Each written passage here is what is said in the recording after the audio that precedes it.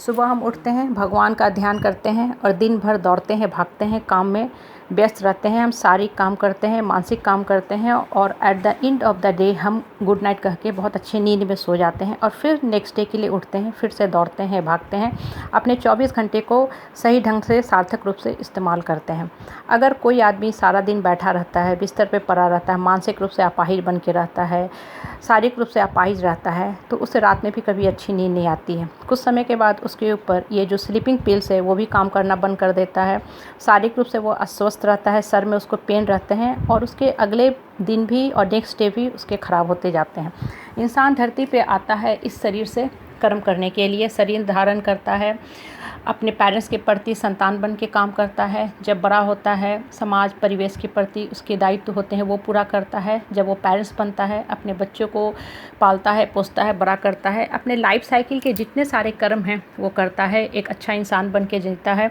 कभी किसी के रास्ता में दुष्प्रेरक का काम नहीं करता है, जीवन में कभी भी अवरोधक का काम नहीं करता है, स्पीड ब्रेकर का काम नहीं करता है, उठता है, पॉजिटिवली बढ़ता है, दूसरे को भी बढ़ने में मदद करता है।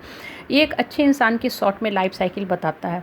और at the end of the life उस आदमी को जब लाइफ साइकिल कंप्लीट होने की टाइम आती है, एक अच्छी नींद आती है, मीन्स जो आत्मा होती है इस शरीर को त्याग देती है और वो आत्मा नेक्स्ट शरीर में चली जाती है और फिर से वो धरती पे आता है, काम के लिए दौड़ता है, भागता है।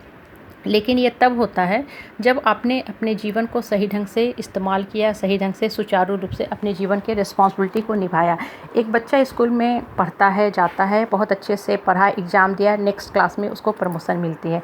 लेकिन अगर बच्चे ने अच्छे से पढ़ाई नहीं की, उसे रोक दिया जाता है, उसे संभलने का, मार्क्स सुधारने का मौका दिया जाता है, कंपार्टमेंट वगैरह वो एग्ज़ाम देता है। लेकिन अगर बच्चा फिर भी नहीं सुधरता है, अभी भी वो रेड लाइन लेके जी रहा है, मार्क्स बहुत पुअर हैं, उस बच्चे को रोक दिया जाता है और आफ्टर सर्टेन टाइम पीरियड उस बच्चे को स्कूल से भी हटा दिया जाता है, सस्पेंड कर दिया जाता है विथ ए उपाधि नॉट फिट फॉर एजुकेशन। वो बच्चा पढ़ाई के लायक नहीं है। इंसान के साथ भी बिल्कुल वैसा ही होता है। जब हम धरती पे आते हैं, अपने सारे रिस्पॉन्सिबिलिटी को बहुत अच्छे से निभाते हैं, कर्म करते हैं और at the end of the life ऊपर वाला हमारे कर्मों का रिपोर्ट कार्ड तैयार करता है। और ऊपर वाला जो कर्मों का रिपोर्ट कार्ड तैयार करता है वो बहुत प्रॉम्प्ट, क्रिस्पी और क्लियर होता है। उसमें कोई तुक्काबाजी नहीं होता है। बच्चे आंसर लिखते हैं, तुक्केबाजी लगा देते हैं, गेस करते हैं, कभी सही कभी गलत। लेकिन ऊपर वाला is very very fair, never do unfair treatment. एक पेरेंट्स डिस्क्रिमिनेट करते हैं बेटा बेटी में, बेटा को ज़्यादा महत्व देते हैं, बेटी को साइड करते हैं, बट ऊपर वाला never do any discrimination between me and our karma. हमारे और हमारे कर्मों के बीच में ऊपर वाला कोई अंतर नहीं करता है। हमारे कर्म के हिसाब से at the end of the life वो हमारा रिपोर्ट कार्ड तैयार करना शुरू करता है। अगर हमारे कर्म अच्छे हैं, very easily we are getting promotion for next life time. हमें नया शरीर फिर से मिल जाता है, आत्मा जो इंजन होती है फिर से दौड़ने भागने को तैयार हो जाती है। लेकिन सपोज करो हमने कुछ ऐसे जीवन में भूल कर दी या डिजास्टर क्रिएट कर दिया या कुछ ऐसे कर्म में भयानक दोष क्रिएट कर दिए, तो हमारे जीवन की गाड़ी को संटिंग में साइड में डाल के छोड़ देता है, सिर्फ और सिर्फ अपने कर्मों के साथ एनालिसिस करने के लिए। शरीर से तो आप बेकार हो चुके हो, अपाहिज हो चुके हो, आप इस शरीर से मुक्ति चाहते हो, लेकिन ऊपर वाला आपको मुक्त नहीं करना चाहता है।